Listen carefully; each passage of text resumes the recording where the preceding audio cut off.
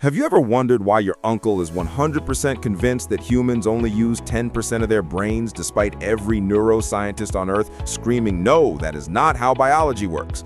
Or why, for centuries, the smartest people in Europe thought you could cure a fever by attaching blood-sucking worms to your face, but when a guy suggested maybe, just maybe, doctors should wash their hands, they literally threw him in an asylum? Welcome to the human brain, the world's most advanced supercomputer that still somehow prefers a spicy campfire story over a cold, hard spreadsheet. Today, we are diving into epistemological border crossings. That is a fancy way of saying we are exploring why humanity has a weird, toxic habit of treating fairy tales like gospel and dismissing actual reality as a poorly written fan fiction. See, your brain is not actually designed to find the truth with a capital T. Evolution does not care if you understand the quantum mechanics of a cliff. It just wants you to not fall off it. To save energy, our zesty little gray matter uses something called processing fluency.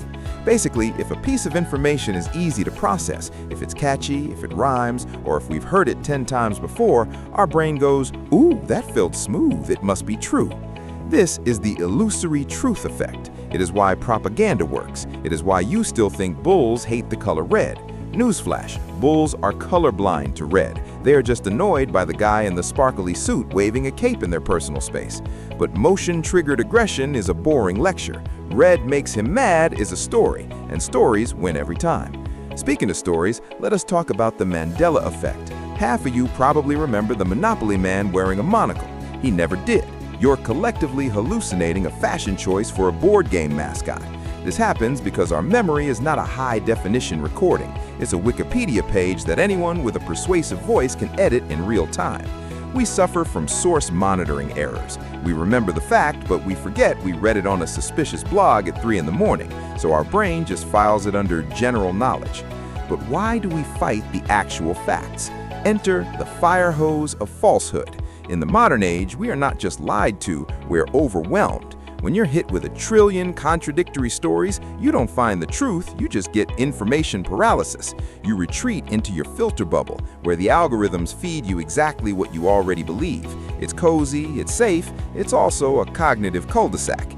History is a graveyard of geniuses who were called fairy tale weavers for being right. Alfred Wegener told everyone the continents were moving like giant tectonic rafts. The scientific community laughed him out of the room. Continents do not move, Alfred. Go home, you are drunk on science. 40 years later, oh look, he was right. We call this paradigm resistance. We hate it when reality messes with our established vibe.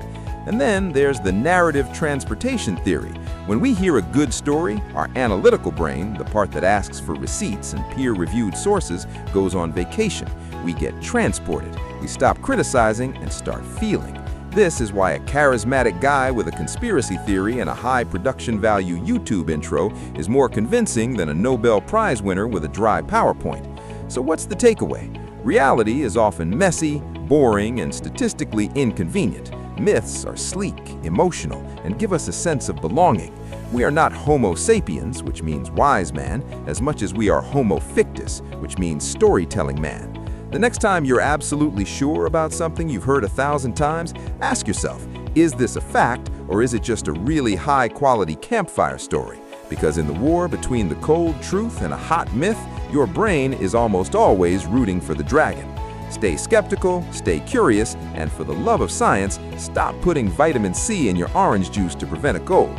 It does not work. But hey, that's a story for another day.